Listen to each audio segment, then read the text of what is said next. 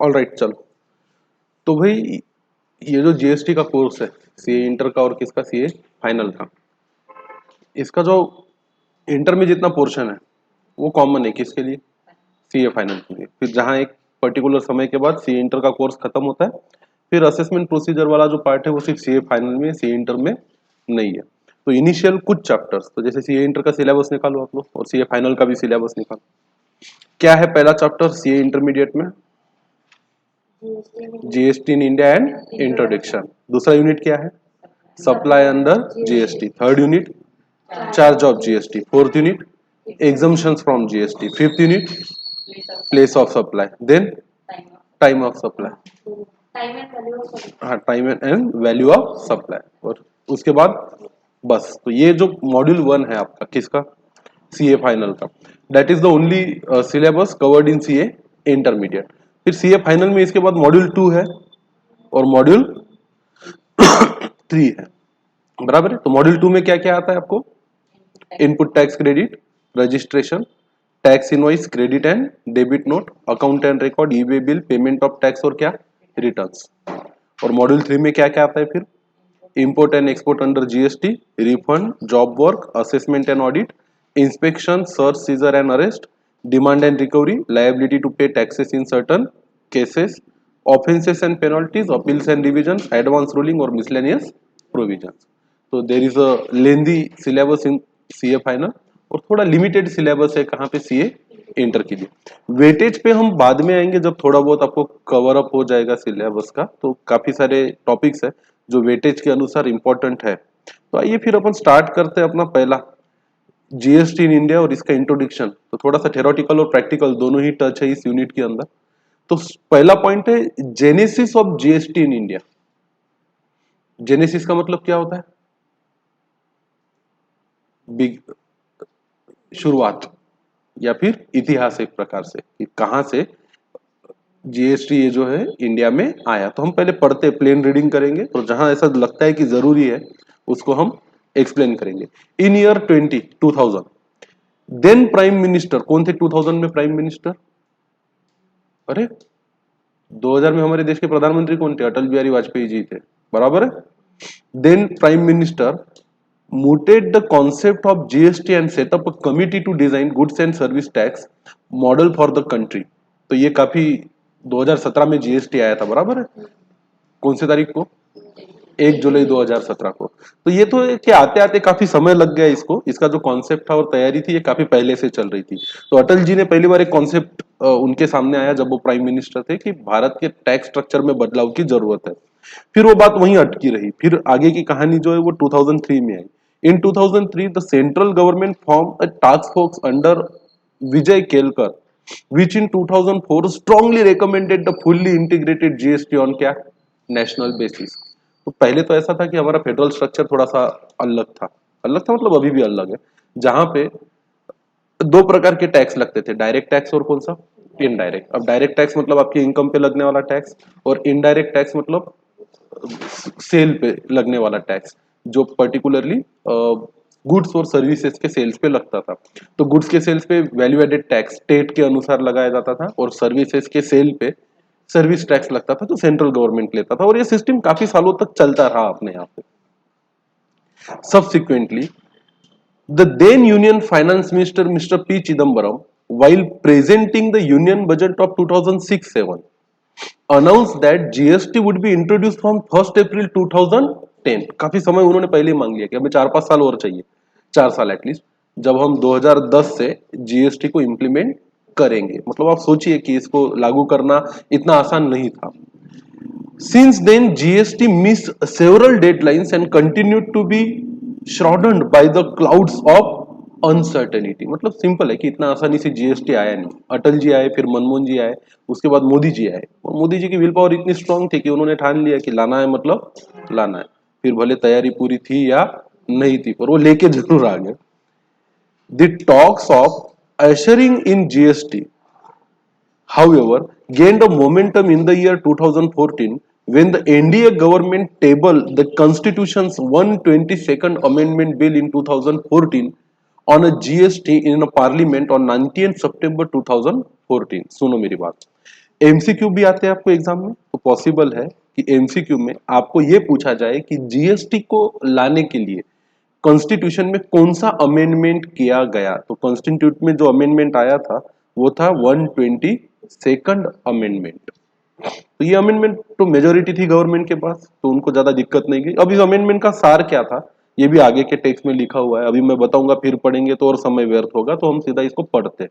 आगे लिखा है, लोकसभा ने एक बिल पास किया on 6 May 2015 and Rajya Sabha on 3 April 2016 subsequent to ratification of a bill by more than 50% of a state constitution's 122nd amendment bill received assent from the president on 8 September 2016 and become a constitution 101 amendment act 2016। अभी जो constitutional amendment वाला part है, will not go into the details of that because हमारे पढ़ाई का ये महत्व का मुद्दा नहीं है कि कॉन्स्टिट्यूशनल अमेंडमेंट कैसे किए जाते हैं और उसका पूरा डिटेल प्रोसीजर क्या है। बट ये था कि हमारा फेडरल स्ट्रक्चर ऐसा था जहां पे सेल पे सेंट्रल गवर्नमेंट को टैक्स लेने का अधिकार नहीं था, सेल पे, गुड्स के सेल पे टैक्स लेने का अधिकार किसको था?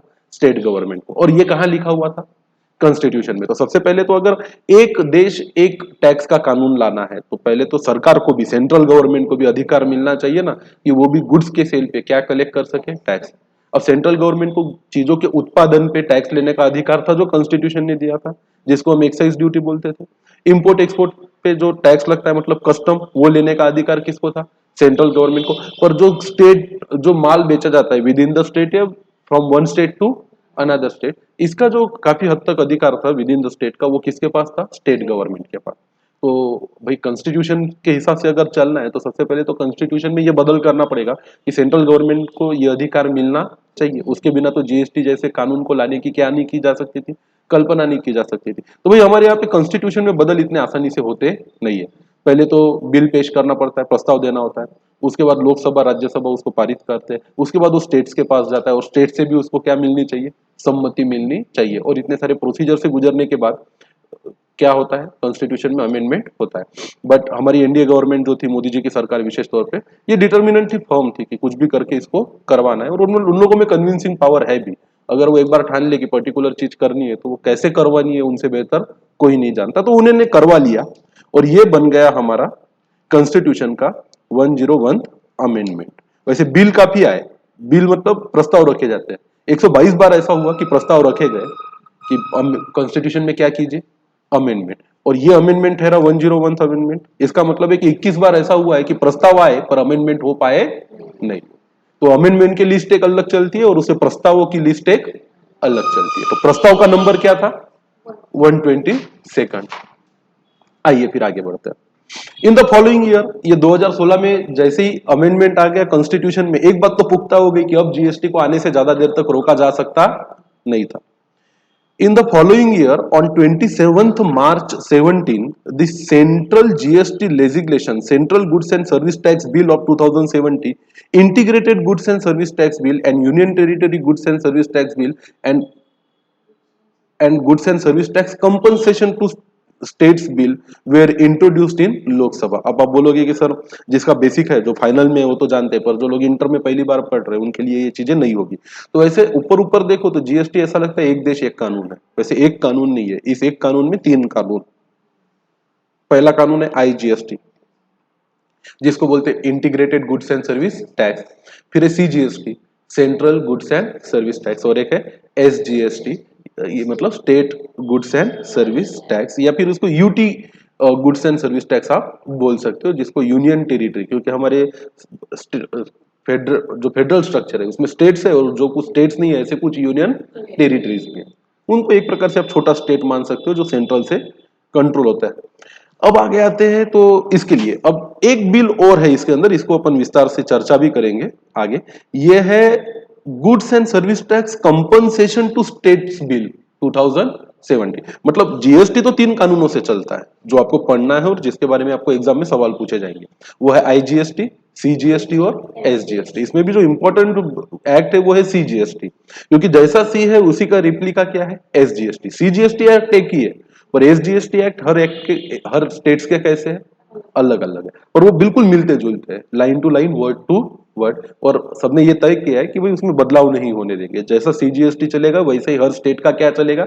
एसजीएसटी। तो इसलिए हमारी पढ़ाई में एसजीएसटी नहीं आएगा, क्योंकि वो माना जाएगा कि जो सी में लिखा है वही किस में लिखा है, एस में लिखा है। आय थोड़ा सा अलग है, कई मामलों में आय में बदलाव आपको नजर आएगा।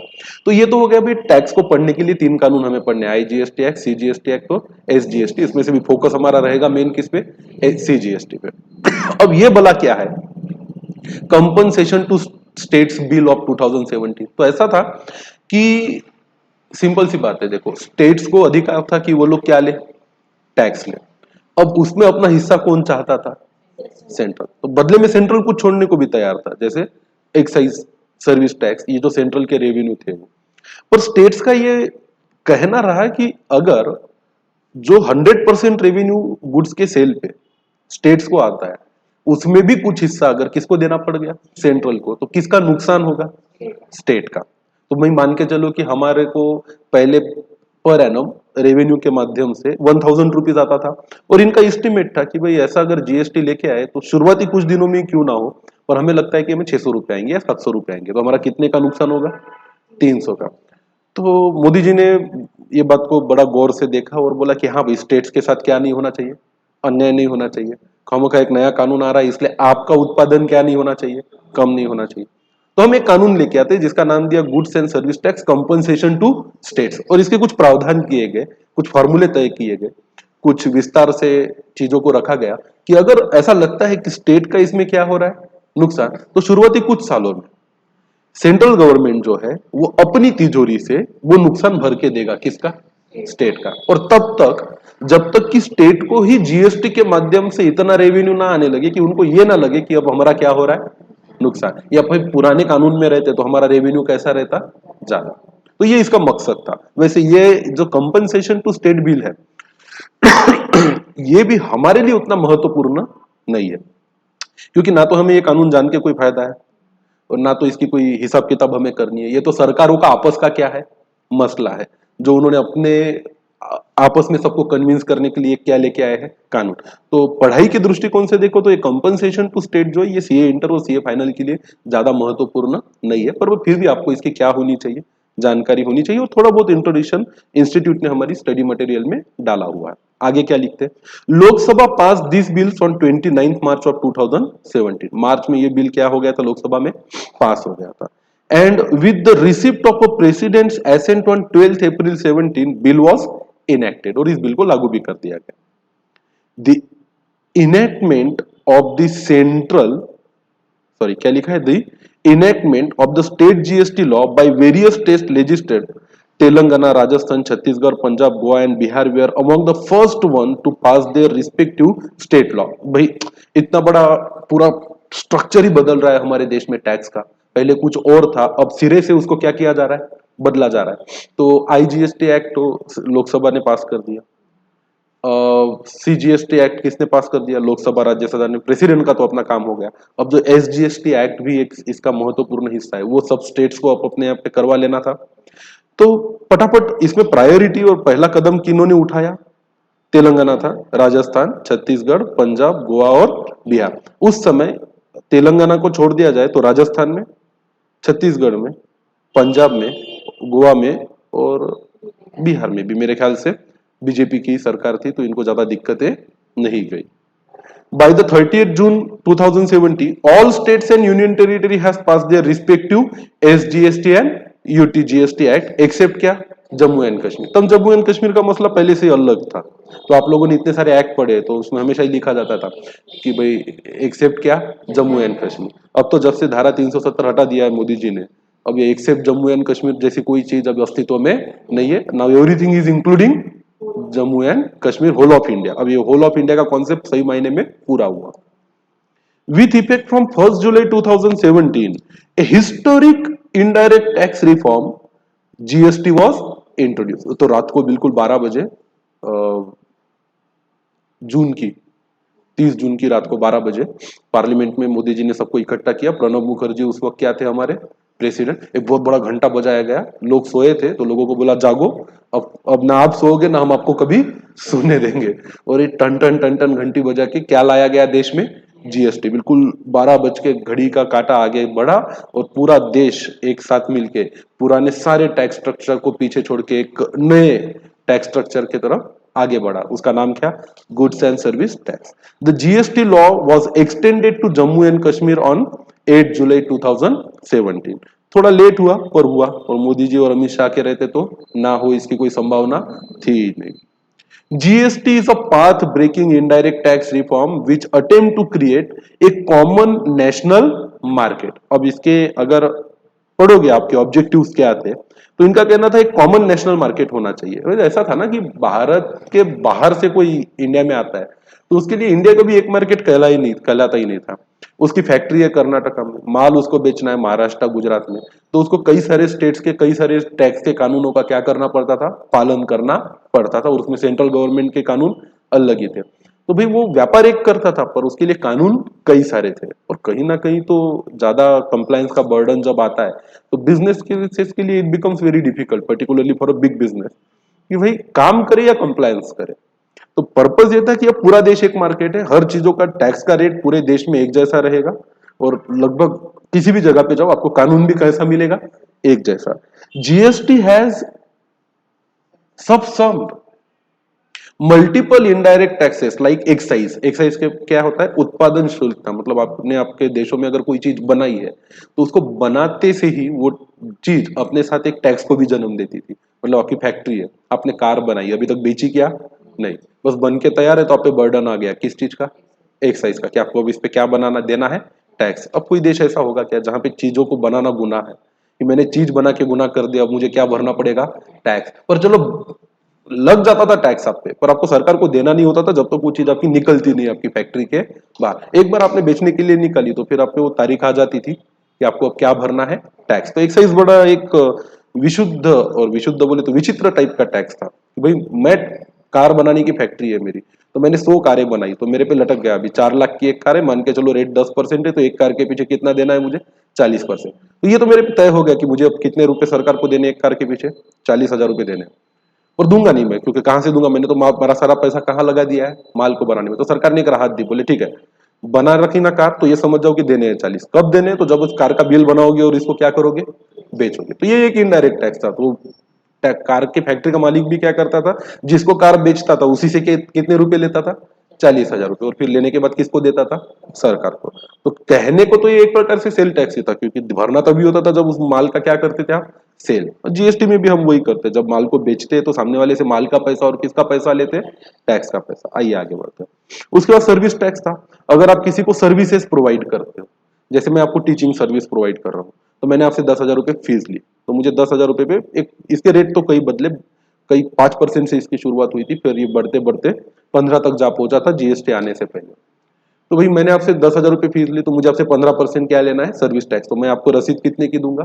11,500 रुपए की, जिसमें से 10,000 मेरे होंगे और 1,500 रुपए किसके? सरकार के। तो मैं एंट्री क्या पास करता था? कैश अकाउंट को डेबिट 11,500 टू इनकम कितना? 10,000 to liability payable to government on account of service tax कितनी? 1,500 उसके बाद वो लायबिलिटी में सरकार को पे करता था 1,500 रुपए। तो एंट्री क्या पास करता था? लायबिलिटी अकाउंट को डेबिट और कैश को क्रेडिट। जीएसटी एक्साइज में भी ऐसा ही होता था। जैसे मेरी चीज बनती थी तो मेरा तो वहां पे सब खर्चा आ गया, purchase, raw material, conversion cost, labour, wages, everything. और मेरे पे एक तलवार लटकी पड़ी थी कि मुझे क्या लेना है? एक्साइज ड्यूटी भी लेना है। तो 4 लाख की कार मैंने मान के चलो 5 लाख रुपए में बेची, तो अब मेरे को जीएसटी 4 लाख पे लगाना है। कितना? 10%। तो मैं बिल देता था 5,40,000 का, बराबर। या मान के चलो 5 लाख पे लगाना है, क्योंकि अपनी कॉस्ट तो कोई बताता नहीं। तो 5 लाख पे 50,000 लेना है, तो मैं बिल कितने का देता था उसको? 5,50 का, 5,50 का। तो फिर एंट्री क्या करता था? कैश अकाउंट या बैंक अकाउंट को डेबिट 5,50,000 टू सेल्स कितना? 5 lakh to liability payable on account of excise कितना? 50,000। और वो किसको देता था? सरकार को। साथ ही साथ उस पे वैट भी लगता था। तो फिर ये तो सेंट्रल ने लगा दिया एक्साइज ड्यूटी और क्या? Service tax. तो वैट था वैल्यू एडेड टैक्स। स्टेट बोलता था कि अगर आपने एक स्टेट से दूसरे स्टेट में, उसी स्टेट में क्या बेचा है? माल, तो हमको भी टैक्स चाहिए। तो पहले बिल कैसे बनता था किसी चीज का? तो मान के चलो एक प्रोड्यूसर है, बराबर है, तो वो प्रोड्यूसर कुछ गजब तरीके का बिल बनाता था। वो बिल आपको ऐसा दिखेगा, जैसे एक होगा पर्टिकुलर और अमाउंट। तो उसको पर्टिकुलर्स में लिखना होता था प्राइस ऑफ गुड्स। मान के चलो प्राइस ऑफ गुड्स है 4 लाख रुपीज, उसमें वो नीचे ऐड करता था excise duty. Excise duty at suppose 10%, अगर उसको बेचना है तो ये हो गया इसका 40,000 रुपया। तो इसकी टोटल करता था वो, एक्साइज ड्यूटी और गुड्स की इसकी ये होती थी 4 लाख कितनी, 40,000। फिर इस 4,40,000 रुपए पे उसको लगाना होता था वैट, जिस भी स्टेट का है। मान के चलो कि स्टेट इस पे 12% क्या चार्ज करता है, वैट। तो 4,40,000 का 12%, 52,800। और फिर वो टोटल जो इनवॉइस वैल्यू होती थी उसकी, वो जाती थी 4,92,800, इस तरह से। फिर इसमें से इसने जो सामने वाले से एक्साइज ड्यूटी लिया है, ये सेंट्रल गवर्नमेंट को देना पड़ता था, इसका एक रिटर्न भरना पड़ता था, इसकी एक चालान बनानी होती थी। रिटर्न मतलब जानकारी, चालान मतलब पैसा। तो जानकारी भी देनी होती थी और साथ में क्या देना होता था, पैसा। और ये वैट की रिटर्न मतलब पूरी जानकारी देनी होती थी किसको, स्टेट गवर्नमेंट को। चालान मतलब क्या भरना होता था, पैसा भरना होता था। फिर ये सब जीएसटी आने से खत्म हो गया। अब ना तो चीजों को बनाने पे क्या लगाया जाता है, एक्साइज, ना उसको स्टेट के स्टेट में बेचने पे क्या लगता है, वैट। और इसमें भी अगर सर्विस का कोई एलिमेंट है, जैसे कि आप कार दे रहे हो, बराबर है, किसी को कार 4 लाख की बेची है आपने, साथ में उसको डिलीवरी भी दे रहे हो उसके शोरूम तक, और उसके भी 50,000 रुपए चार्ज कर रहे हो। तो ये 50,000 किसका पार्ट है, गुड्स का कि सर्विस का, सर्विस का। तो फिर उस पर भी 15% से अलग लगाना पड़ता था, और वो किसको देना होता था, गवर्नमेंट को, सेंट्रल गवर्नमेंट को। अब ये खत्म हो गया। सीएसटी का मतलब था सेंट्रल सेल्स टैक्स। तो एक स्टेट से उसी स्टेट में माल बेचो तो आपको क्या लगता था, वैट। और उसका पैसा किसको जाता था, स्टेट गवर्नमेंट को। उसका पूरा एडमिनिस्ट्रेशन किसके हाथ में था, स्टेट गवर्नमेंट के हाथ में।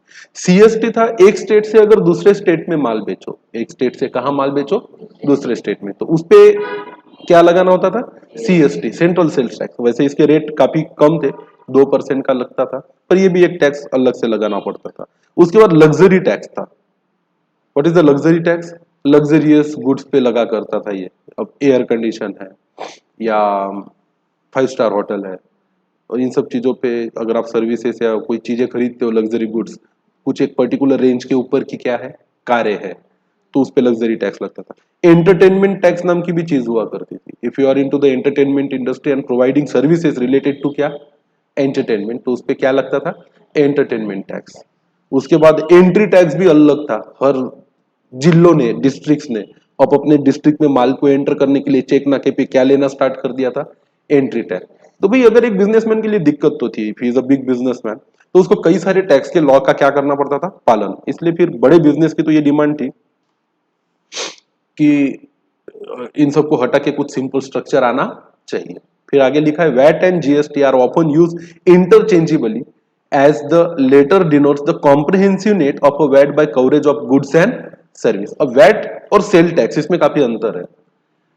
वो इनपुट टैक्स क्रेडिट का कॉन्सेप्ट जब आगे चल के अपन पढ़ेंगे तो आपको समझ में आएगा। पहले क्या था कि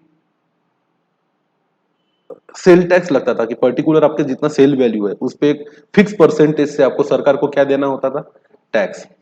तो जब एक व्यापारी दूसरे को बेचता है, दूसरा तीसरे को बेचता है, तीसरा चौथे को, और फिर उससे कंज्यूमर को जाता है, तो उसकी वैल्यू बढ़ती है। जैसे फैक्ट्री वाले ने 100 में बेची, तो जो बड़ा स्टॉकिस्ट था उसने 110 में खरीदा, उसको 100 में खरीदा। फिर उसने सामने वाले को 110 में बेचा, फिर उसने आगे वाले को 130 में बेचा, फिर उसने 140 में बेचा, और फाइनली कस्टमर के हाथ में 150 रुपए में गया। तो हर स्टेज पे उस पर क्या ऐड होती चली गई, वैल्यू ऐड होती चली गई। तो इसको, इस प्रोसेस को बोला जाता है वैल्यू एडिशन। क्या बोला जाता है, वैल्यू एडिशन। कोई भी बिजनेसमैन खरीदे हुए दाम पे तो चीजों को बेचता नहीं है, वो वैल्यू ऐड करता है, मतलब क्या करता है, अपना मुनाफा ऐड करता है उसमें, और उसके बाद उसको आगे क्या करता है, बेचता है ना। तो ट्रेडर है तो प्रॉफिट ही उसका वैल्यू एडिशन है। पर अगर मैन्युफैक्चरर है तो वो लेबर लगाता है, चीजों की फॉर्म को चेंज करता है, लकड़ा लेके फर्नीचर बना रहा है तो फिर वो लेबर का चार्ज और उसके बाद उसका प्रॉफिट, ये सब उसमें ऐड करता है, और उसके बाद उसकी कीमत को बढ़ा के क्या करता है, बेचता है। तो एक फैक्ट्री ने लकड़ा खरीदा 100 रुपए का, उस पर लेबर लगाया 150 रुपए का, तो अब उसने 50 की वैल्यू तो ऑलरेडी ऐड कर दी, उसमें प्रॉफिट जुड़ेगा 50 का, और बेचेगा कितने में, 200 रुपए में। तो कुल मिला के उसका काफी सारा क्या हुआ है उसमें, वैल्यू एडिशन। तो भाई ये जैसे जैसे वैल्यू एडिशन होता था, और फाइनल वैल्यू जिसपे आपने माल को बेचा है किसी को, उस रेट पे आपको बायर से क्या लेना होता था, टैक्स। और वो टैक्स किसको देना होता था, गवर्नमेंट को। ये था सेल टैक्स। तो इसके रेट पहले फिक्स थे। कई सालों तक भारत में सेल टैक्स का सिस्टम चला कि आप कितने रुपए का बिल देते हो उस पे टैक्स लगाओ और किसको दे दो, गवर्नमेंट को दे दो। पर इसमें काफी रेवेन्यू सरकार का डूबता था। एक तो ये है कि लोग अंडर इनवॉइसिंग करते थे। अब मुझे पता है कि 2% सरकार को देना है, तो 200 का बिल दूंगा तो 4 रुपए देने पड़ेंगे, तो मैंने बिल ही 100 का दिया, तो सरकार को कितने गए, 2 रुपए। और उसके बाद ये है कि ब्लैक मार्केटिंग भी बहुत होती थी। ब्लैक मार्केटिंग मतलब बिल ही ना दो, खरीदते वक्त बिल लो मत और बेचते वक्त बिल दो मत। तो ये सब सरकार के परव्यू से बाहर था। और वो जमाना भी थोड़ा अलग था, टेक्नोलॉजिकल उतना एडवांसमेंट नहीं था और बिजनेस भी काफी छोटा था देश में। कुछ एक्सेप्शन को छोड़ दिया जाए तो ज्यादा बड़ा व्यापार होता नहीं था। पर भाई देश को आगे बढ़ना था, तो सरकार को तो पैसों की जरूरत है, और पैसा आएगा किसके माध्यम से, टैक्स के माध्यम से। तो इसके लिए फिर समय समय पे टैक्स के नियमों में क्या किया गया, बदलाव। और फिर इस सेल टैक्स को खत्म करके वैट लाया गया। जीएसटी भी एक वैट है, जीएसटी भी एक क्या है, वैट ही है। इसको बोला जाता है वैल्यू एडेड सर्विस। तो आपको आपकी जेब से, जो आपकी जेब से तो कुछ नहीं देना है वैट की, इनडायरेक्ट टैक्स कोई व्यापारी अपनी जेब से देता नहीं है, एक पैसा भी कोई बिजनेसमैन अपनी जेब से जीएसटी या वैल्यू एडेड टैक्स देता नहीं है। जितना भी टैक्स वो सरकार को देता है उतना 100% टैक्स किससे लेता है, वो कस्टमर से लेता है। तो business just act as an agent, कि मैंने कस्टमर से लिया और सरकार को दिया। तो आपको महीने भर लेना है और एक महीना खत्म होने के बाद अगले महीने की किसी एक पर्टिकुलर तारीख को, जो सरकार जिसको ड्यू डेट बोलती है, उस तारीख को सारा पैसा किसको दे देना है, सरकार को। तो पहले ये होता था कि एक कास्केडिंग इफेक्ट का एक क्या हुआ करता था, स्ट्रक्चर हुआ करता था, जिसमें कंज्यूमर को काफी बर्डन आ जाता था, टैक्स पे भी टैक्स लगता था। कुछ इलस्ट्रेशन के साथ आगे अपन इस चीज को समझेंगे। बस मैं ये समझा रहा हूं कि वैट और जीएसटी में कोई फर्क नहीं है। आज भी कई देशों में जीएसटी वर्ड यूज होता है, आज भी कई देशों में वैट ही वर्ड यूज होता है, जिसको वो लोग वैल्यू एडेड टैक्स बोलते हैं। तो GST is nothing but a value added tax. आप जितना ज्यादा वैल्यू ऐड करोगे उतना ज्यादा आपको टैक्स कलेक्ट करना पड़ेगा अपने कस्टमर से, और किसको देना पड़ेगा, गवर्नमेंट को देना पड़ेगा। France was the first country to implement the value added tax और GST in 1954।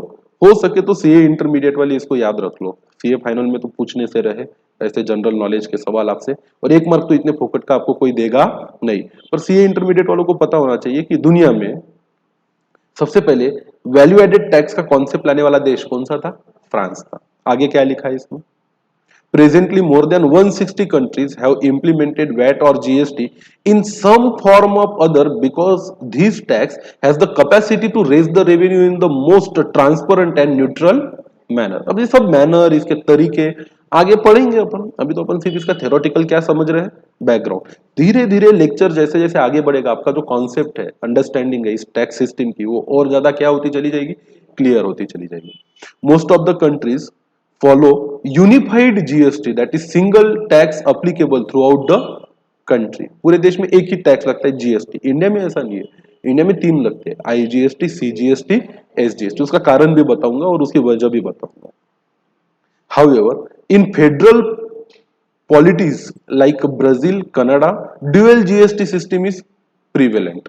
Under dual system, GST is levied by both federal and state government. तो यहाँ फेडरल का मतलब होगा सेंट्रल गवर्नमेंट और स्टेट गवर्नमेंट मतलब स्टेट। तो ये जो केंद्र सरकार और राज्य सरकारों का जो सिस्टम है, ये कई देशों में है और कई देशों में नहीं है। पूरे देश की एक ही सरकार होती है और उसी को अधिकार होता है क्या लेने का, टैक्स लेने का। पर भारत जैसे और भी देश है, जैसे ब्राजील और कनाडा है, यहाँ पे केंद्र की सरकार अलग है और राज्यों की सरकार अलग है, और दोनों को ही संविधान ने उनके क्या दिया है, टैक्स लेने का अधिकार दिया। तो वो ड्यूअल जीएसटी मॉडल का उपयोग करते हैं। इंडिया टू हैज अडॉप्टेड कौन सा जीएसटी, ड्यूअल जीएसटी। अब देखते हैं ये जीएसटी का कॉन्सेप्ट है क्या, इसको बोला जाएगा concept of GST. Before we proceed with the final nuisances of, sorry nuisance नहीं है, my mistake, nuances of GST in India, let us first understand the basic concept of क्या, GST।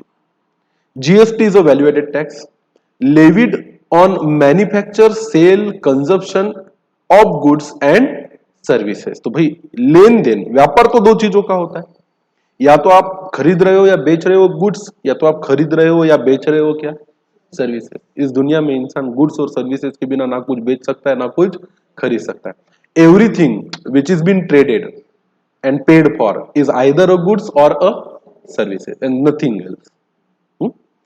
GST offers comprehensive and continuous chain of tax credit from the producer's point service provider points up to the retailer's level or consumer's level, thereby taxing only the value added at each stage of supply chain. अब इसको थोड़ा मैं theoretically नहीं practically आपको समझाता हूं, थोड़ा ध्यान से देखेंगे सब लोग। वैल्यू एडिशन का मतलब क्या होता है? तो मान के चलो ए इज अ प्रोड्यूसर। ए कौन है? एक प्रोड्यूसर है। इस प्रोड्यूसर ने बाय किया वुड, इसका टैक्स रेट है 0%। टैक्स रेट कितना है? 0%। वुड खरीदा उसने मान के चलो ₹100 में, बराबर है, तो उसका एक्सपेंस कितना हो गया? ₹100। अब इस पे इसने एक लेबर लगाया, उसने लिया चार्ज कितना? ₹50। तो इसकी कॉस्ट कितनी हो गई? 150। अब 150 में इसका एक फर्नीचर बन के तैयार है। इसमें इसने प्रॉफिट जोड़ा, मान के चलो ₹50। तो अब इसका जो माल बिकने के लिए तैयार है, सेलिंग प्राइस कितने में बिकने के लिए तैयार है? ₹200 में बिकने के लिए तैयार है। तो अभी किसी ना किसी को ₹200 में बेचेगा। तो मान के चलो mister A is a producer. तो अब गवर्नमेंट ने बोल दिया कि भाई अगर आप ₹200 में क्या बेचते हो?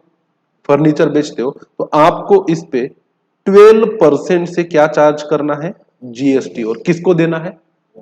कौन सी गवर्नमेंट को? स्टेट को भी और सेंट्रल गवर्नमेंट को भी। तो भाई अब 12% तो जीएसटी का रेट है। अब इस पे दोनों तुल गए, एक बोलता है स्टेट गवर्नमेंट मुझे भी चाहिए और सेंट्रल गवर्नमेंट बोलता है मुझे भी चाहिए। तो इन्होंने फैसला कर लिया कि चलो 12% को दो हिस्सों में बांट देते हैं, 6% एंड 6%।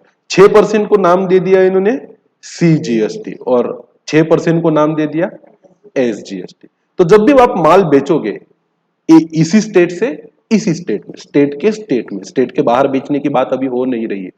स्टेट के स्टेट में क्या बेच रहे हो आप? माल को बेच रहे हो, गुड्स को बेच रहे हो।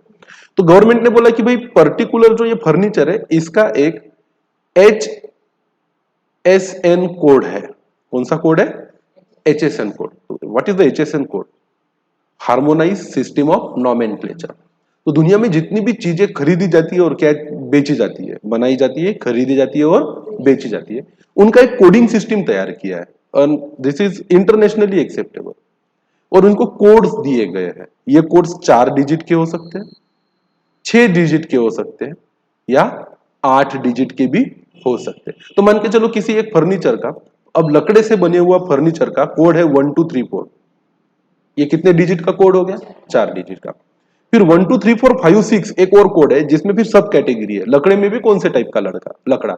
चंदन का लकड़ा है कि सागवान का लकड़ा है? तो और है इसमें 1 2 3 4 5 6 7 8। अब 1 2 3 4 एक बेसिक कोड है जो वुडन फर्नीचर की क्या करता है? बात करता है। मैं एक एग्जांपल के तौर पे बता रहा हूं। 1 2 3 4 5 6 क्या है? उस वुडन की भी एक सब कैटेगरी देता है। और 1 2 3 4 5 6 7 8 क्या है? और भी ज्यादा डिटेल में उसकी क्या देता है? सब कैटेगरी देता है। क्योंकि भाई लकड़े लकड़े की चीजों में भी तो क्या होता है? फर्क होता है ना। तो ऐसा ऐसा 8 डिजिट तक एक हार्मोनाइज सिस्टम ऑफ नॉमेनक्लेचर का एक बहुत लंबा चौड़ा टेबल तैयार हो बन के तैयार। अब सरकार ने बोला कि इसका कोड क्या है, तो उससे पता चलेगा ये चीज क्या है और उस पर आपको कितना परसेंट क्या लगाना है?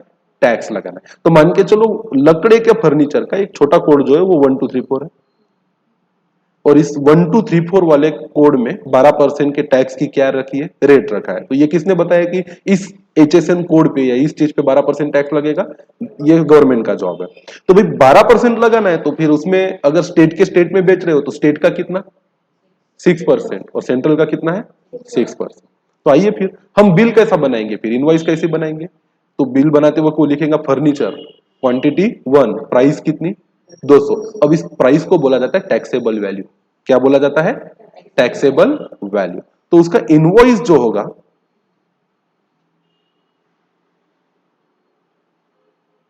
या इसको हम टैक्स इनवॉइस बोलेंगे। क्या बोलेंगे? Tax invoice. तो इसमें रहेगा डिस्क्रिप्शन ऑफ गुड्स। तो डिस्क्रिप्शन ऑफ गुड्स क्या है? फर्नीचर। इसका टैक्सेबल वैल्यू, कौन सा value? Taxable value. Taxable value मान के चलो कितना है? ₹200। अब इसमें दो प्रकार के टैक्स लगेंगे। एक लगेगा सीजीएसटी, कितने परसेंट से? 6% से। और ऐड होगा क्या? एसजीएसटी, कितने परसेंट से? 6% से। तो 12 और 12, तो टोटल बिल बनेगा कितना? 224 का। तो मान के चलो ये बिल मिस्टर ए ने इशू किया मिस्टर बी को। किसको इशू किया? मिस्टर बी को। तो अब मिस्टर बी से मिस्टर ए कितना रुपया लेगा? 224। और जर्नल एंट्री क्या पास करेगा अपने बुक में? नहीं, कैश नहीं आई, बाकी है, समझो क्रेडिट ट्रांजैक्शन है, तो एंट्री पास करेगा मिस्टर बी अकाउंट डेबिट। कितना? 224 टू सेल्स अकाउंट। यहां पे उसका एक्चुअल इनकम या सेल्स कितना है? 200। भले वो इनवॉइस दे रहा है 224 का, जिसमें से 24 उसका नहीं है, 200 उसका खुद का इनकम है, मतलब सेल्स है। 24 रुपए उसकी सेल्स नहीं है, उसकी क्या है? लायबिलिटी, जिसमें से उसको 12 रुपए किसको देना है? सेंट्रल गवर्नमेंट को, और 12 रुपए किसको देना है? स्टेट गवर्नमेंट को। तो वो उसको नाम देगा टू सीजीएसटी आउटपुट। क्या नाम देगा? CGST output. कितना रुपया? 12 रुपया। और टू एसजीएसटी आउटपुट। कितना रुपया? 12। What is the meaning of output? Output मतलब सेल। आउटपुट मतलब क्या? सेल। तो सेल करके आपने जो पैसा अपने बायर से लिया है उसको आप बोलोगे आप, ये आपकी लायबिलिटी है या फिर आपकी आउटपुट लायबिलिटी है। क्या है? Output liability. अब मान के चलो एक ट्रांजैक्शन हुआ और मिस्टर ए को, ये उसने नया बिजनेस स्टार्ट किया था 31 मार्च को, आज उसने एक सेल किया। तो जब अपनी बैलेंस शीट बनाएगा वो, तो उसके बैलेंस शीट में उसको क्या दिखेगा? एसेट साइड में मिस्टर ए दिखेगा एज अ डेटर। कितना रुपया? 224। लायबिलिटी साइड में क्या दिखेगा? सीजीएसटी पेएबल या सीजीएसटी आउटपुट। कितना? 12 रुपीज। और एसजीएसटी पेएबल या एसजीएसटी आउटपुट कितना? 12। अब खत्म हो गया मार्च महीना। अब इसने मार्च में माल बेचकर अपने कस्टमर से कितना पैसा लिया? 12 और 12 24। जो उसकी लायबिलिटी है कि उसकी एसेट है? लायबिलिटी। ये पैसा मार्च का उसको सरकार को कब देना है?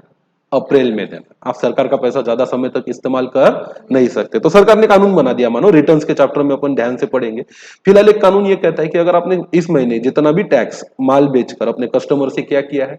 कलेक्ट किया है, वो सारा टैक्स आपको अगली महीने की 20 तारीख को या उसके पहले किसको देना चाहिए? सरकार को देना चाहिए। तो अब मिस्टर ए की जिम्मेदारी क्या है? मिस्टर ए को पहले तो अपनी जानकारी देनी होगी। क्या देनी होगी? जानकारी, माहिती, इंफॉर्मेशन। और टैक्स की भाषा में इस माहिती, इंफॉर्मेशन या जानकारी को बोला जाता है रिटर्न। क्या बोला जाता है? रिटर्न। रिटर्न मतलब अपन बोलते हैं रिटर्न गिफ्ट।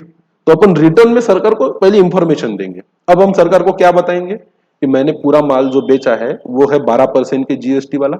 स्टेट में बेचा कि बाहर स्टेट में बेचा? मेरे स्टेट से मेरे ही स्टेट में बेचा कि मेरे स्टेट से दूसरे स्टेट में बेचा? मेरे स्टेट से मेरे ही स्टेट में बेचा। किसको बेचा? मिस्टर बी को बेचा। तो ये जानकारी कितने में बेचा? 200 रुपए में। 200 रुपए में। ये 200 रुपए क्या है? बेस प्राइस है।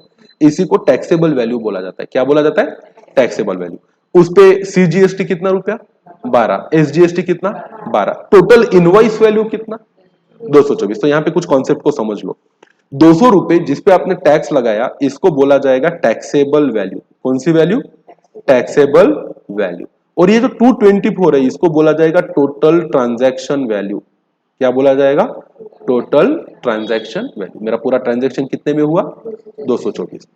अब सरकार को दो चीजें पता चल गई कि मेरा सेल कितना है? 200 रुपया। इसमें से 12 रुपया स्टेट गवर्नमेंट को देना है मुझे, और 12 रुपया किसको देना है? सेंट्रल। और फिर ये रिटर्न जब मैं सरकार को दे दूंगा, उसके बाद मेरी लायबिलिटी मैंने मंजूर कर ली कि मुझे आपको कितने रुपए देने हैं? 24 रुपए। पैसा तो देना पड़ेगा क्योंकि आपका पैसा है। क्या? नहीं। फिर पैसा देने के लिए जो सिस्टम है उसको बोला जाता है चालान। क्या बोला जाता है? चालान। आपको चालान भरनी पड़ती है। मतलब चालान भर के सरकार को क्या देना पड़ता है? पैसा देना पड़ता है। तो आप चालान भरोगे। वैसे फिलहाल इस चालान का एक नाम भी है, इसको बोला जाता है फॉर्म 3B। क्या बोला जाता है? फॉर्म 3B या जीएसटीआर 3B। उस पे आएंगे, उस पे बाद में। थोड़ा जिनका आर्टिकलशिप चालू है उन लोगों को तो पता है कि ये सब क्या होता है, पर आप लोग बिल्कुल इंटर वाले बिल्कुल नए होते हैं, इनको इन चीजों की जानकारी नहीं होती। तो चलो, अब आप सरकार को पैसा दोगे। अब इंफॉर्मेशन या माहिती देने की कोई जर्नल एंट्री नहीं होती है, क्योंकि ये कोई ट्रांजैक्शन थोड़ी है। ये this is just you are giving what? Information.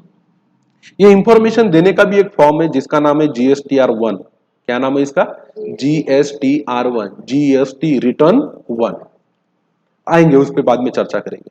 और चालान का नाम क्या है? GSTR 3B। अब आपको पैसा देना है। कितना पैसा देना है? 24 रुपए। अब 24 रुपए आपके बैंक अकाउंट से कटेगा और किसके बैंक अकाउंट में जाएगा? गवर्नमेंट के। आपके बुक में ऑलरेडी क्रेडिट बैलेंस है, किसमें? सीजीएसटी आउटपुट में 12 रुपए और एसजीएसटी आउटपुट में 12 रुपए। अब जब आप पैसा पे करोगे तो जर्नल एंट्री क्या पास करोगे? सीजीएसटी आउटपुट को डेबिट कितना? 12, एसजीएसटी आउटपुट को डेबिट कितना? 12 और बैंक अकाउंट को क्रेडिट कितना? 24। पेमेंट हो गया, आपकी जिम्मेदारी से आप क्या हो गए? मुक्त हो गए। चलो, आपकी जिम्मेदारी क्या है फिर? माल बेचते वक्त कस्टमर से माल का पैसा लेना और साथ में जीएसटी का भी पैसा लेना, टैक्स लेना। उस टैक्स को अपने पास रखना या सरकार को देना? सरकार को देना। Are you getting my point? अब आते हैं बी के घर में। अब किसके घर में आते हैं? बी के घर में। बी ने ये फर्नीचर किससे खरीदा? ए से खरीदा। कितने रुपए का फर्नीचर था? 200 का। पर बी ने पैसे कितने दिए? 224। बी ने क्यों खरीदा ये माल? ताकि उसको और आगे बेच सके। B is not ultimate consumer. अभी तो ए ने प्रोड्यूस किया, ए से किसके पास आया? बी के पास। अब बी से बी सी को बेचेगा और सी उसके बाद शायद डी को बेचेगा, जो एक अल्टीमेट क्या है? कंज्यूमर। अब बी की बुक्स में आते हैं, तो हम एंट्री की शुरुआत करेंगे इन द बुक्स ऑफ क्या? In the books of mister B. अब बी ने अपनी सबसे पहली एंट्री क्या पास करनी चाहिए?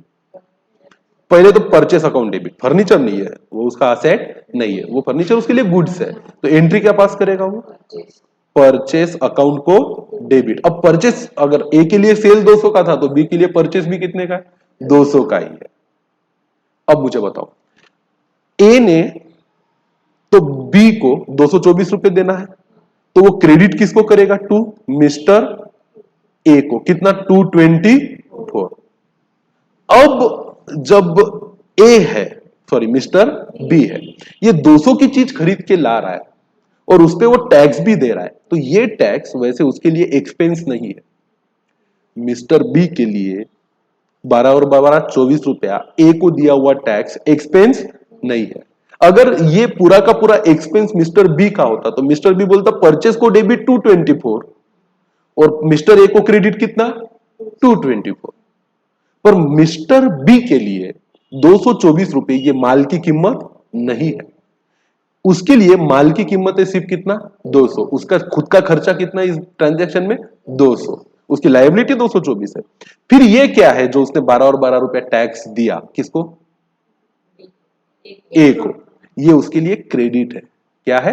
क्रेडिट। इसी को जीएसटी में बोला जाता है या वैट में या वैल्यू एडेड टैक्स में बोला जाता है इनपुट टैक्स क्रेडिट। तो एंट्री क्या पास करेगा ये समझो। उसकी एंट्री होगी परचेस अकाउंट डेबिट कितना? 200। ये बोलेगा अब सीजीएसटी इनपुट। अब इसने खरीदा माल, इसने क्या किया? माल को खरीदा, तो एंट्री पास करेगा सीजीएसटी इनपुट अकाउंट डेबिट कितना? 12। एसजीएसटी इनपुट अकाउंट क्या? डेबिट कितना? 12। और मिस्टर ए को क्रेडिट कितना? 24। अब मान के चलो उसने ये माल खरीदा 31 मार्च को। अब आज वो अपनी क्या बनाएगा? Balance sheet. अब उसकी बैलेंस शीट में या ट्रेडिंग अकाउंट में क्या दिखेगा पता है? ट्रेडिंग अकाउंट में दिखेगा परचेसेस कितने रुपए का? 200 रुपए का। और उसकी बैलेंस शीट में दिखेगा लायबिलिटी में मिस्टर ए को पे करना है कितना? 224। और उसने देखो माल खरीदा था तो सीज दिया हुआ टैक्स को डेबिट किया था, दिए हुए टैक्स को क्या किया था? डेबिट। अब अकाउंटिंग में डेबिट के दो मतलब होते हैं, दो मतलब, या तो डेबिट बैलेंस एक्सपेंस है या तो डेबिट बैलेंस एसेट है। ये जो उसने टैक्स दिया ना, ये उसका एक्सपेंस नहीं है, ये उसका क्या है? एसेट है। आप बोलोगे सर मैंने टैक्स दिया, 200 की चीज खरीदी, 12 और 12 रुपया क्या दिया? टैक्स दिया, और सामने वाले को मुझे कितने पैसे देने हैं? 224 रुपए। तो मेरा एक्सपेंस हुआ ना सर, ये 200 रुपया माल खरीदा वो भी एक्सपेंस है और जो टैक्स दिया वो भी क्या है? एक्सपेंस है। अब यही तो खासियत है वैल्यू एडेड टैक्स की। यहां पर दिया हुआ टैक्स कभी भी आपका क्या नहीं होता? एक्सपेंस नहीं होता। अगर आप बिजनेसमैन हो, ट्रांजैक्शन बी टू बी है, एक बिजनेसमैन किसको बेच रहा है? दूसरे बिजनेसमैन। तो ये ट्रांजैक्शन में एक बिजनेस के द्वारा दूसरे बिजनेस को दिया हुआ टैक्स उसका एसेट है। अब इस एसेट का क्या अचार डालना है? असेट असेट है तो एसेट की क्या होनी चाहिए? कुछ फायदा होना चाहिए ना हमको, तब तो उस चीज को आप क्या बोलोगे? आपका एसेट। ये बिल्डिंग मेरी है, मैं इसको एसेट क्यों बोलता हूं? क्योंकि इससे मुझे क्या होता है? कुछ ना कुछ बेनिफिट होता है। मेरा फोन, मेरी कार मेरा एसेट है। क्यों है? क्योंकि इसका मैं इस्तेमाल कर सकता हूं और इससे मुझे कुछ ना कुछ क्या होगा, बेनिफिट। अब मैं आपको समझाता हूं कि ये जो बैलेंस शीट में आपके एसेट साइड में CGST इनपुट 12 रुपया और SGST इनपुट 12 रुपया दिख रहा है, ये आपका एसेट कैसा है। अब मान के चलो साल खत्म हो गया, अगले महीने की फरवरी की 10 तारीख को मिस्टर बी ने ये फर्नीचर जो उसने 200 में खरीदा था 300 रुपए में बेच दिया मिस्टर सी को। किसको बेचा? सी को। अब भाई माल अगर वो बेचता है मिस्टर बी, किसको? मिस्टर सी को, तो कानून क्या कहता है कि बी माल बेच पर सी से क्या ले? टैक्स। और किसको दे? गवर्नमेंट को। तो सबसे पहले तो मिस्टर बी एक इनवॉइस क्रिएट करेगा, इसको वो क्या नाम देगा? Tax invoice. क्या नाम देगा? Tax invoice. उसमें लिखेगा डिस्क्रिप्शन या पर्टिकुलर्स ऑफ गुड, उसमें लिखेगा फर्नीचर। अब किसके नाम से टैक्स इनवॉइस दे रहा है? सेल टू किसको? मिस्टर सी को। मिस्टर सी भी एक बिजनेस है, मिस्टर सी भी क्या है? एक बिजनेस है। अब फर्नीचर की वैल्यू या टैक्सेबल वैल्यू कितनी? 300। मिस्टर सी भी इसी स्टेट का इंसान है, मिस्टर सी भी इसी स्टेट का क्या है? इंसान है। तो इस पे वो टैक्स, अब फर्नीचर तो है तो उसका HSN कोड चेंज हुआ क्या? नहीं, सिर्फ ए से कितने खरीदा? बी ने। अब बी किसको बेच रहा है? सी को। तो इस भी टैक्स इनवॉइस पे या बिल पे मिस्टर बी को मिस्टर सी को क्या चार्ज करना होगा? टैक्स। उस टैक्स का नाम क्या है? GST। 12% रेट है तो कितने हिस्सों में बांटोगे? 2। 6% को क्या नाम दोगे? CGST। एट कितना परसेंट? 6%। कितना? 180। और SGST कितने परसेंट से? 6% से। कितना? 180। 180 360, सॉरी 18 कितना? 36 और 300 कितना हुआ? 336। अब बोलो, ये जो GST mister B mister A से मिस्टर सी से ले रहा है, ये उसका एसेट है या लायबिलिटी है? लायबिलिटी। ये आने वाला टैक्स उसके इनपुट के वजह से आया बुक में कि उसके आउटपुट के वजह से आया? आउटपुट। तो इसको CGST आउटपुट बोलेगा वो कि CGST इनपुट बोलेगा? CGST output. और इसकी पूरी जर्नल एंट्री बताओ 336 रुपीज की in the books of mister C. क्या जर्नल एंट्री पास होगी in the books of mister C? In the books of mister B. Mister B के बुक्स में जब उसने सी को माल बेचा तो क्या जर्नल एंट्री पास होनी चाहिए? Mister C account debit. कितना? 336। टू सेल्स कितना? 300। टू CGST आउटपुट कितना? 18 रुपीज। टू SGST आउटपुट कितना? 18। अब ये CGST आउटपुट और SGST आउटपुट मिस्टर बी के लिए एसेट है कि लायबिलिटी है? लायबिलिटी। आज अगर मिस्टर बी की मैं बैलेंस शीट बनाता हूं, मिस्टर बी की क्या बनाता हूं? Balance sheet. तो GST के मामले में जब उसने माल खरीदा था तो उसके पास था CGST इनपुट नाम का एक एसेट। कितने रुपए का था? 12 रुपए का। SGST इनपुट नाम का एक एसेट था, कितने का? 12। अब लायबिलिटी के नाम पे है CGST आउटपुट, कितने रुपए का? 18 रुपए का। और SGST आउटपुट कितने रुपए का? 18। अब ये बैलेंस शीट मिस्टर बी के बुक में क्या पोजीशन दिखाती है कि मिस्टर बी की लायबिलिटी है 18 कितनी? 36। ये पैसा उसको किसको देना है? गवर्नमेंट को। पर मिस्टर बी ये बोलेगा कि भाई बात तो सही है कि मैंने मेरे कस्टमर से कितने रुपए लिए? 18। मतलब मिस्टर सी से 18 रुपए CGST की और 18 रुपए SGST के लिए। और मैं मानता हूं कि मुझे 18 रुपीज मेरे पास नहीं रखने, मुझे किसको देने चाहिए? गवर्नमेंट को। पर मिस्टर सी को ये फर्नीचर बेचने के लिए मैंने ये फर्नीचर किससे खरीदा था? ए से। उसने भी तो मेरे से क्या लिया? टैक्स। और मैं बिजनेस हूं कि मैं कंज्यूमर हूं? बिजनेस। ये 12 रुपए मेरे आंग पे डालोगे क्या? मेरा खर्चा है क्या? नहीं। तो मैं क्या करता हूं कि मैं सरकार को एक जानकारी दूंगा। अब जानकारी को क्या बोला जाता है? रिटर्न। उस जानकारी में सरकार को 2 चीजें बताऊंगा। मैं क्या बताऊंगा? कि मेरी सेल है कितने रुपए की? 300 की, जिसपे मेरी GST की लायबिलिटी बनती है 18 रुपी CGST, 18 रुपी SGST। फिर मैं एक चीज और बताऊंगा उनको कि मेरी परचेस है कितने की? 200 रुपए की, जिसपे मैं ऑलरेडी टैक्स दे चुका हूं ए को। अब मेरे से टैक्स लेके ए ने किसको दिया होगा? गवर्नमेंट को। ये तो बात सही है ना कि मैंने ए को पैसा दिया टैक्स का भी पैसा दिया, तो ए ने अपने पास रखा होगा कि सरकार को दिया होगा? तो मैं ये भी बता दूंगा कि मैंने ए से माल खरीदा है और उसको मैं ऑलरेडी 12 और 12 24 अपनी जेब से दे चुका हूं। मुझे 18 देने, 12 में दे चुका हूं।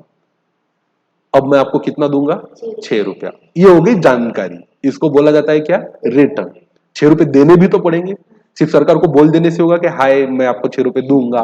सरकार बोलेंगे हाँ ठीक है, जब आपको ठीक लगे तब दे देना। भाई ऐसा चलता नहीं है। सरकार ने उसकी एक तारीख तय की है कि इस तारीख तक आपको देना है, मतलब देना है। तो अब मुझे उठा के सरकार को कितने रुपए देने? 6 रुपए। अब मेरा सवाल आपसे ये, क्या 6 रुपए आपके जेब से जा रहे हैं क्या? नहीं, आपने तो 18 लिए, जिसमें से 12 आप पहले किसको दे चुके थे? ए को। और 6 रुपए तो आपके पास उसी से लिए हुए हैं ना, वही तो आप किसको दे रहे हो?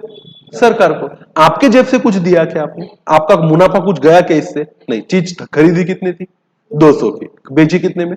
आपने कमाया कितना? इसमें से फूटी कौड़ी सरकार को दी क्या आपने? तो आपके जेब से जीएसटी जा रहा है कि अगर आप बिजनेसमैन हो तो बिजनेसमैन अपनी जेब से एक पैसा भी किसी को क्या नहीं देता? जीएसटी। फिर बिजनेसमैन कौन है? एक ब्रोकर है, एक एजेंट है। किसका एजेंट है? गवर्नमेंट का, जो टैक्स लेता है किससे? अपने कस्टमर से, और देता है किसको? अच्छा, मुझे बताओ तो जब आपने सरकार को यह जानकारी दी कि मुझे आपको 18 36 रुपीज दे रहे हैं, तो आपने क्या बोला कि मैं 12 और 12 रुपए पहले ही दे चुका हूं? किसको? मिस्टर ए को। तो इसको बोला जाता है आईटीसी। क्या बोला जाता है? ITC, input tax credit. ये एसेट क्यों है? क्योंकि इसका आप इस्तेमाल कर पाओगे अपनी लायबिलिटी को कम करने के लिए। देखो, आपके पास 10,000 की कैश है, वो आपका एसेट क्यों है पता है? अगर आप पे कल कोई लायबिलिटी आती है तो आपने 10,000 यूज करके आप अपनी लायबिलिटी को क्या कर सकते हो? कम। आपका कार आपका एसेट क्यों है? क्योंकि अगर आप पे लायबिलिटी आ गई तो आप अपनी कार को बेच के वो पैसा यूज कर सकते हो अपनी लायबिलिटी को क्या करने के लिए? कम। तो हर वो चीज जिसकी वैल्यू है, अकाउंटिंग के टर्म में अगर हम एसेट की डेफिनेशन पढ़े तो जिससे आपको फ्यूचर में कुछ ना कुछ क्या मिलने वाला है? बेनिफिट। वो आपका क्या है? एसेट। अब जब फ्यूचर में मुझ पे ये जिम्मेदारी आई कि मैं सरकार को 18 और 18 कितना रुपया दूं? 36 रुपया दूं, तो इस लायबिलिटी को चुकाने के लिए क्या काम में आया मेरा? एसेट, जिसको नाम क्या दिया मैंने? Input tax credit.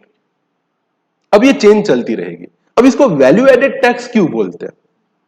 ए ने सरकार को कितने रुपए दिए? 12 और 12 24।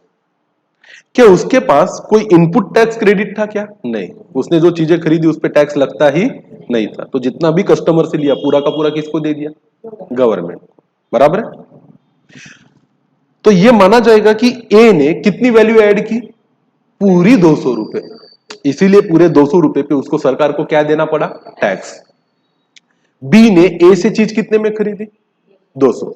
सामने वाले को कितने में बेची? सी को। कितनी वैल्यू ऐड की? तो एक्चुअली सी ने जब कैश भरी तो कितने रुपए भरी? 6 और 6 12 रुपए। ये एक्चुअली उसके वैल्यू एडिशन का ही कितना परसेंट है? 12%। अगर वो 100 की जगह 200 वैल्यू ऐड करता, कितनी वैल्यू ऐड करता? 200, तो उसको 200 पे कितने भरने पड़ते? 12%। फिर 200 पे 12% कितना होता? 24 रुपया। 200 पे 12, सॉरी 400 का बिल बनता। फिर 200 की खरीदी, 200 का वैल्यू एडिशन, बेचा कितने में? 400 में। 400 पे 12% 48। 48 में से माइनस होते कितने? 24। तो देने पड़ते कितने? 24। तो 24 किसका 12% है? उसकी वैल्यू एडिशन का 12%। तो बी ने कितनी वैल्यू ऐड की? 200 में खरीदी हुई चीज 300 में बेची, तो वैल्यू कितने की ऐड की? 100 की। इस 100 पे ही 12%, मतलब कितना? 12, मतलब 6 रुपया सीजीएसटी का और 6 रुपया एसजीएसटी का इसको देना पड़ा।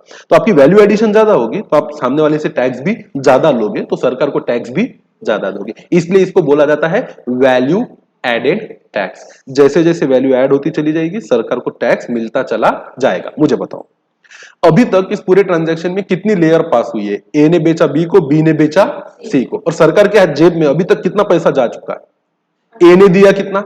12। 12 और 12 24। बी ने दिया कितना? 6 और 6 12। तो सरकार को कुल पैसा कितना मिल गया? 24 और 12 36 रुपया। अब माल किसके हाथ में है? सी ने कितने में खरीदा?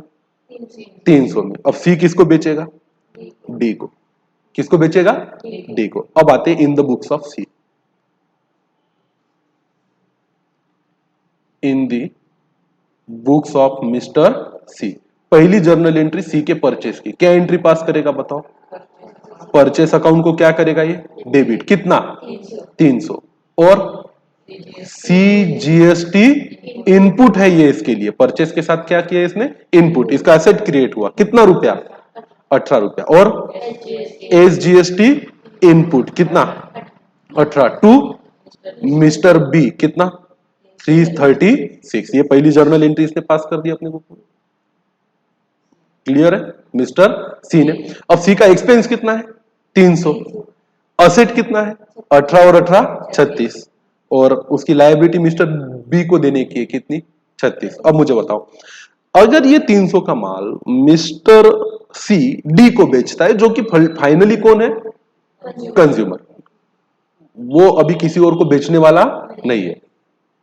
मान के चलो 400 में बेचता है, तो ये भी कितनी? 500 कर लेते हैं। तो इसने कितनी वैल्यू ऐड की? 200। इसके बिल की या इनवॉइस की जर्नल एंट्री बताओ। मान के चलो उसने कैश में बेच दिया, तो एंट्री क्या पास करेगा? Bank account debit. कितना? नहीं, 500 पे साथ में क्या लेना पड़ेगा? टैक्स भी। 500 प्लस 12% कितना होता है? 60। तो 30 रुपया सीजीएसटी का, 30 रुपया एसजीएसटी का। तो जेब में कितने, बैंक में कितने आएंगे? 560। टू क्या? सेल्स। सेल्स कितने का हो रहा है? 500 टू सीजीएसटी इनपुट के आउटपुट, आउटपुट कितना? 30 टू एसजीएसटी आउटपुट कितना? 30। अब मुझे बताओ, ये दो ट्रांजैक्शन होने के बाद बुक पोजीशन क्या है मिस्टर सी की? मिस्टर सी की लायबिलिटी कितनी है? 30 और 30 60। क्या 30 और 30 60 रुपए मिस्टर सी को गवर्नमेंट को दे देने चाहिए क्या? नहीं। मिस्टर सी क्या बोलेगा? मैंने तो 30 रुपए मेरे कस्टमर से लिए, ये मुझे किसको देने चाहिए? गवर्नमेंट को। पर मैं गवर्नमेंट को दे चुका हूं, डायरेक्ट नहीं दिए पर इनडायरेक्टली तो दिए। जब मैंने मिस्टर बी से क्या खरीदा था? माल 300 का, तो वो मेरे से कितने ले चुका था? 18 और 18 36। तो मेरे 30 में से 18 गए, मैं गवर्नमेंट को कितना दूंगा? 12 और 12 24 रुपए।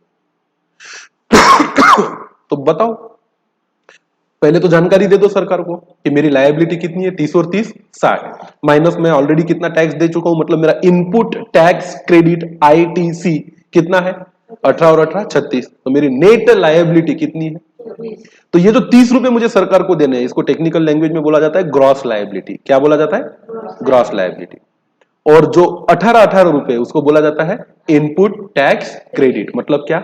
आईटीसी। और 30 में से 18 जाने के बाद जो 12 रुपए देने हैं उसको बोला जाता है नेट लायबिलिटी। क्या बोला जाता है? Net liability. तो मेरी नेट लायबिलिटी कितनी है? 12 रुपए और 12 रुपए। 12 रुपए सेंट्रल के, 12 रुपए स्टेट के। अब मुझे मेरे बुक में एंट्री भी तो पास करनी है। अब मैं कितने रुपए चुका रहा हूं सरकार को? 30 और 30 60। एंट्री कैसे पास करूंगा? सीजीएसटी आउटपुट डेबिट पूरा कितना? 30 रुपए टू सीजीएसटी इनपुट कितना? 18 टू बैंक कितना? 12। भाई लायबिलिटी चुका रहा हूं ना, मेरे बुक में तो क्रेडिट बैलेंस है। कौन से लेजर में? सीजीएसटी आउटपुट में। और डेबिट बैलेंस है कौन से? सीजीएसटी इनपुट में। तो जिसमें क्रेडिट बैलेंस है उसको डेबिट, और जिसमें डेबिट बैलेंस है उसको क्रेडिट। तो मैंने जो एंट्री पास की पैसा देते हुए, क्या एंट्री पास की? सीजीएसटी आउटपुट को किया डेबिट, मतलब लायबिलिटी डेबिट हो गई, मतलब लायबिलिटी क्या हो गई? अब जीरो। एसजीएस सीजीएसटी इनपुट को किया क्या? क्रेडिट। तो अभी भी लायबिलिटी कितनी बची है? 12 की। तो बैंक को किया क्या? क्रेडिट। अब इस प्रोसीजर को या इस जर्नल एंट्री को कानून की लैंग्वेज में बोला जाता है सेट ऑफ लेना।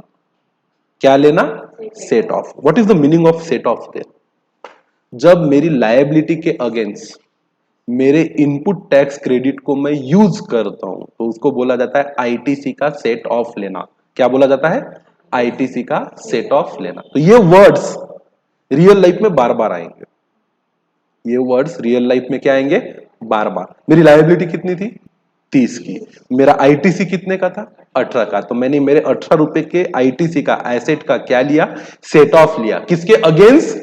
मेरी लायबिलिटी के अगेंस्ट। और गवर्नमेंट को पेमेंट किया कितने रुपए का? 12। सेम केस मेरे बुक में 4 लेजर है। एक है सीजीएसटी इनपुट, एक है सीजीएसटी आउटपुट, एक है एसजीएसटी इनपुट, एक है एसजीएसटी आउटपुट। तो मैंने सीजीएसटी के लायबिलिटी का सेट ऑफ किसके अगेंस्ट लिया?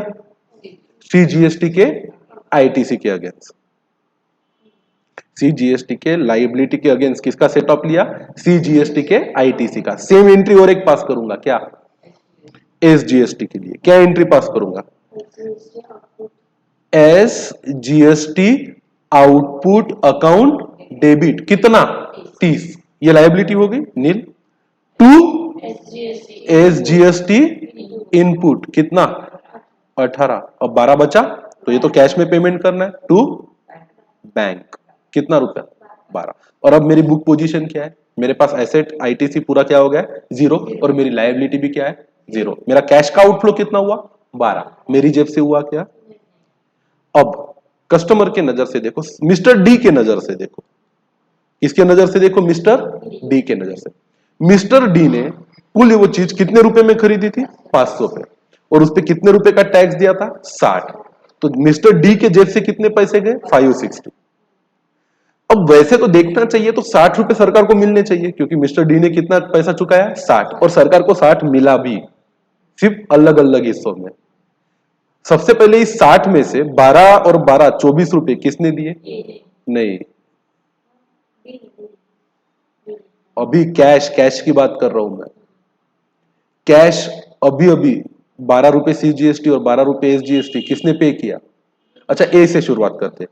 ए ने सरकार को कितना पैसा पे किया? 200 में बेचा था, तो कितने रुपए पे किए ए ने? 24, जिसमें से 12 सी थे और 12 एस थे। बी को कितने देने थे? 18। तो उसने तो 12 माइनस किए और कितने दिए? 6 रुपए। तो 3 रुपए किसको? 6। अच्छा, 12 रुपए उसने दिए, तो उसमें से 6 रुपए सी को और 6 रुपए एस को।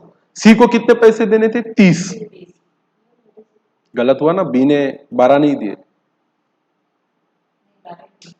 ए ने 100 का बेचा था, सॉरी 200 में बेचा था। बी ने कितने में बेचा? 300 में। तो 300 का 12% कितना होता है? 36। 36 में से कितने माइनस किए उसने? 24। तो दिए कितने? 12। हाँ, 6। और सी ने गवर्नमेंट को कितने दिए? 24। 12 रुपए किसको? सेंट्रल को, और 12 रुपए स्टेट को। तो सरकार को कितने पैसे मिले? 24 रुपए मिले कैश में ए से, 12 रुपए मिले बी से, और 24 रुपए मिले सी से। 24 24 48 और 12 गवर्नमेंट को ऑलरेडी अब कितने रुपए मिल चुके? 60। और पूरा 60 का बर्डन किस पे आया? मिस्टर डी पे। तो इनडायरेक्ट टैक्स का पूरा बर्डन किस पे आता है? अब डी तो अपनी खर्चे में डालेगा, डी तो बोलेगा कैश को क्रेडिट और एक्सपेंस को डेबिट, पूरा का पूरा 560 रुपए। फिर ये ए बी और सी का क्या रोल है? They are just creating a chain. एक दूसरे से क्या ले रहे हैं? टैक्स। और किसको दे रहे हैं? गवर्नमेंट को दे रहे हैं। और इस तरह से एक चेन बनते चला जाता है। Are you getting my point? तो पूरी अकाउंटिंग समझ में।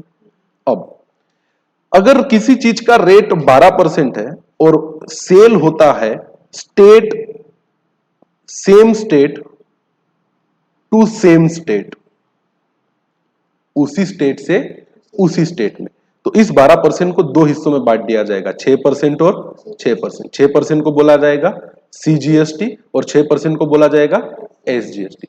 पर अगर one state to another state है तो इस पे 12% लगेगा, इसको दो हिस्सों में बांटा नहीं जाएगा, और इसको बोला जाएगा क्या? आईजीएसटी। क्या बोला जाएगा? IGST, integrated goods and service tax. तो जब बिल बनेगा एक बिजनेसमैन का, अगर खरीदने वाला भी उसी स्टेट का है, तो बिल बनाते वक्त वो गुड्स की टैक्सेबल वैल्यू पे 2 टैक्स लगाएगा। अगर 12% का रेट है तो 6% का सीजीएसटी और 6% का एसजीएसटी। पर अगर उससे माल खरीदने वाला व्यक्ति उसके स्टेट का नहीं है और दूसरे स्टेट का है, तो वो अगर 100 रुपए का माल बेचेगा, 12 रुपए टैक्स लगाएगा, तो एक ही टैक्स लगाएगा 12% का, उसका नाम क्या रहेगा? आईजीएसटी। तो आईजीएसटी कहां लगता है? इंटर स्टेट सेल्स में। किसमें लगता है? इंटर स्टेट सेल्स में, एक स्टेट से दूसरे। और सी और एस कहां लगता है? इंट्रा स्टेट सेल में, उसी स्टेट से उसी स्टेट। अब जीएसटी में एक और विशेषता है, यहां सेल और परचेस ये वर्ड यूज ही नहीं किए जाते। हमारे लिए तो आम लैंग्वेज में शब्द क्या है? सेल और परचेस। जीएसटी की विशेषता है कि यहां सेल और परचेस शब्दों का इस्तेमाल होता नहीं है। यहां इस्तेमाल किसका होता है? सेल को बोला जाता है आउटवर्ड सप्लाई। क्या बोला जाता है? Outward supply. और परचेस को बोला जाता है इनवर्ड सप्लाई। तो आपने आज for start with the GST कुछ चीजें सीखी। पहली चीज अगर मैं समअप करूं इस लेक्चर को, तो पहली चीज है कि भारत में जीएसटी 3 प्रकार से लगाया जाता है। पहले तो आप गुड्स अगर बेच रहे हो तो यह तय करना होता है कि आप कहां से हो और आपसे माल खरीदने वाला कहां से। अगर आप एक स्टेट के रजिस्टर्ड डीलर हो और माल बेच रहे हो उसी स्टेट के दूसरे रजिस्टर्ड डीलर को, तो इस सेल को क्या बोला जाएगा? इंट्रा स्टेट सप्लाई या within the state supply या within the state sale. Supply मतलब, सेल मतलब आउटवर्ड सप्लाई और परचेस मतलब inward supply. Are you getting my point? इन वर्ड्स को थोड़ा सा ध्यान से समझो।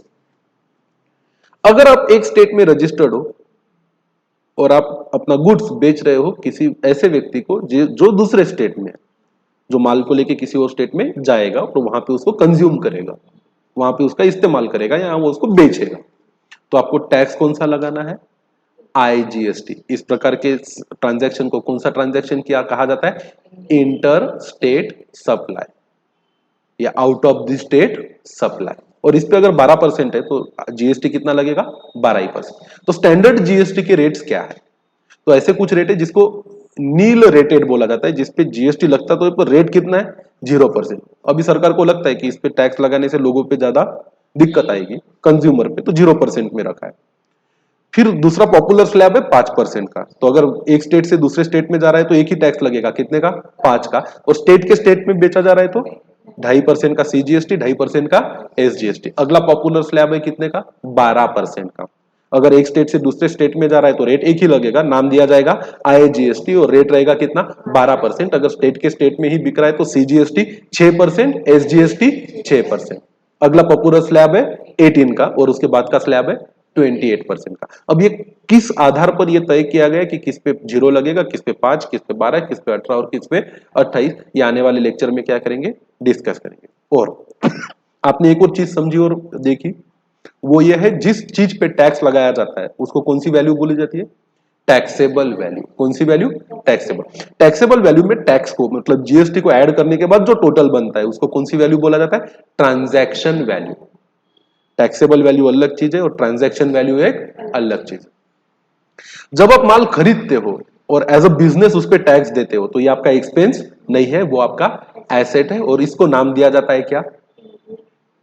Input tax credit, ITC, input tax credit. ये एक टर्म आपको क्या रखनी है? ध्यान में रखना, इसका कॉन्सेप्ट आपको ध्यान में रखना है। जब आप माल बेचते हो और अपने कस्टमर से क्या लेते हो? पैसा। तो कस्टमर से अधिक का टैक्स के नाम पे लिया हुआ पैसा आपकी इनकम नहीं है। हालांकि वो क्रेडिट होता है पर वो इनकम नहीं है, वो आपकी लायबिलिटी। तो आपकी जितनी भी लायबिलिटी है वो अगर ज्यादा है और आपका इनपुट टैक्स क्रेडिट कम है, तो आप उस इनपुट टैक्स क्रेडिट को अपने लायबिलिटी के अगेंस्ट क्या कर सकते हो? यूज कर सकते हो। और इस प्रोसेस को क्या बोला जाता है? सेट ऑफ करना। किसका set of? Input tax credit का सेट ऑफ। किसके अगेंस्ट?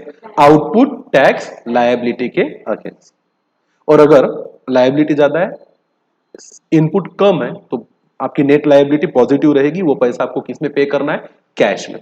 यह भी तो हो सकता है परचेस ज्यादा है, परचेस किया 1000 का गुड्स, उस पर 12% से 120 रुपया क्या दिया? टैक्स। सेल हुआ है सिर्फ 100 रुपए का, लायबिलिटी है सिर्फ 12 की। तो कैश में कुछ पैसा देने की जरूरत है क्या? नहीं। तो मेरे को देने हैं 12, दे चुका हूं कितना? 120।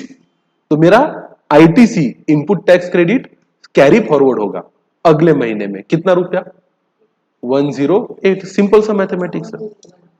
मेरा आईटीसी, इनपुट टैक्स क्रेडिट कितना है? 120। मेरी आउटपुट टैक्स लायबिलिटी कितनी है? 12। तो मुझे सरकार को 12 देने हैं, पर पहले ही कितना टैक्स दे चुका हूं, तो मेरा 108 रुपए का आईटीसी, इनपुट टैक्स क्रेडिट क्या होगा? कैरी फॉरवर्ड होगा। कहां होगा? अगले महीने में, क्योंकि मैंने माल खरीदा ही ज्यादा है, बेचा कम। तो इस केस में जर्नल एंट्री क्या पास होगी? आउटपुट टैक्स लायबिलिटी को डेबिट होगा कितना? 12 रुपया, और इनपुट टैक्स क्रेडिट को क्रेडिट होगा कितना? 12 रुपया। और आपकी लायबिलिटी तो सेट ऑफ होगी बिना कोई कैश दिए। तो सेट ऑफ एक वर्ड है। अच्छा, एक चीज और समझा दूं आपको, याद रखना। जब ए ने बी को माल बेचा था तो ए एक बिजनेसमैन था, बी एक बिजनेसमैन था। इस सेल को बोला जाता है बी टू बी। क्या बोला जाता है? B to B. B to B का मतलब बिजनेस टू बिजनेस। बी ने जब माल बेचा था सी को, तो बी एक बिजनेस है, सी भी एक बिजनेस है। इस ट्रांजैक्शन को भी बोला जाता है क्या? B to B, business to business. C ने जब डी को माल बेचा, तो सी एक बिजनेस है पर डी क्या है? कंज्यूमर। तो इसको बोला जाएगा B to C, business to consumer. तो कौन है बिजनेस? जिसके पास जीएसटी का रजिस्ट्रेशन है और जीएसटी का नंबर है, वो कौन है? बिजनेस है। तो एक जीएसटी नंबर वाले ने दूसरे जीएसटी नंबर वाले को माल बेचा, तो वो है कौन सा ट्रांजैक्शन? B to B. और कंज्यूमर कौन है फिर? जिसके पास जीएसटी नंबर नहीं है, वो बेचने के लिए चीजों को खरीदता नहीं है। तो इसी इंटरेस्टिंग टॉपिक को कल हम और आगे बढ़ाएंगे। और अगला टॉपिक है हमारा कॉन्सेप्ट ऑफ जीएसटी में, need for GST in India. यही नीड थी कि इसका कास्केडिंग इफेक्ट क्या होता था, इसके कुछ न्यूमेरिक इन्होंने भी दिए हैं। पर अगर आप थोड़ा सा प्रैक्टिकल इसका समझ जाओगे तो आगे के न्यूमेरिक करना आपके लिए भी क्या होगा? आसान होगा। और कंटिन्यू करेंगे अपन, कल पढ़ेंगे इसको। ठीक है, चलो बाय बाय।